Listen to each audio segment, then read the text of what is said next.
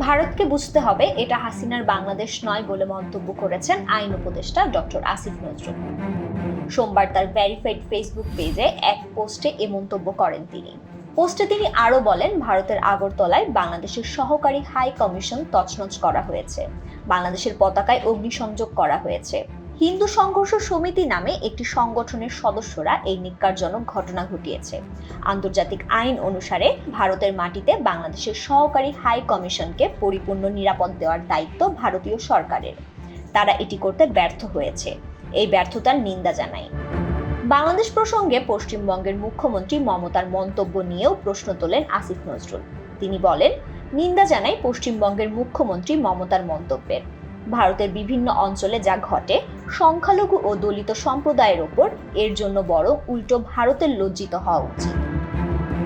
শেখ হাসিনার সরকার বিনা ভোটে ক্ষমতায় থাকার লোভে ভারত তোষণ নীতিতে বিশ্বাসী ছিল।